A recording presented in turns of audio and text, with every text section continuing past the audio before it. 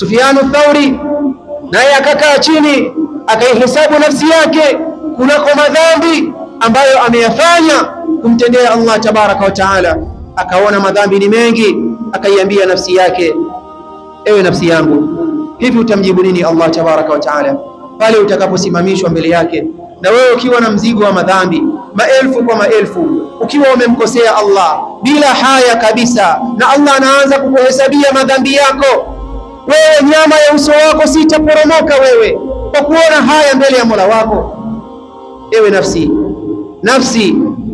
nafsi ambayo imezoea kumwasi Allah tabaraka wa taala, tubi ila Allah, tubia kwa Allah tabaraka wa taala. Fa innal hayata faniya, hakika ya maisha ni yenye kuisha. Kama ilivyokuwa jina lake ni maisha, eleweni ya kwamba yataisha. Fa innal hayata faniya, hakika ya maisha lazima yataisha, na kutakuwa na maisha mengine baada ya kuisha maisha haya. Hivyo basi, min alana ayuha zani qul li nafsik hasbuki alana asaiti Allah kathiran fahasbuki alana.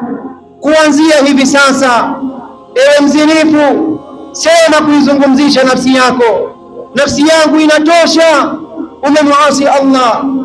Umemwasi Allah kwa kupitiliza, umemwasi Allah kwa sana, inatosha.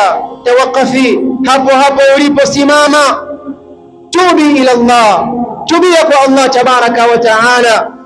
Fa innal hayata faniya, hakika maisha ni yenye kuisha. Ayuha man tataharradu fi akli riba, wewe mwenye kuingia kula riba, qul li nafsik, sema kuiambia nafsi yako, ya nafsi hasbuki ana wa tubi ila Allah fa innal hayata faniya.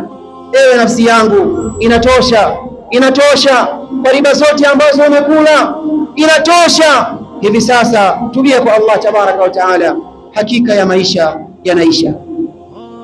Na yeyote yule ambaye ana sifa ya kumwasi Allah, kumfanyia Allah tabaraka wa taala makosa mbalimbali, aseme kuizungumzisha nafsi yake, ya nafsi tubi ila Allah wa hasbuki alana, nafsi yangu tubia kwa Allah, natosha kwa yale ambayo umeyafanya kumfanyia Allah tabaraka wa taala.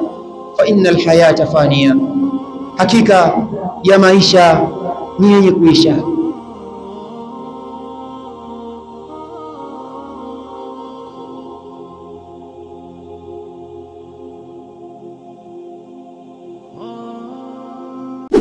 Al-Mubarak Da'wa TV, mwanga wa Uislamu.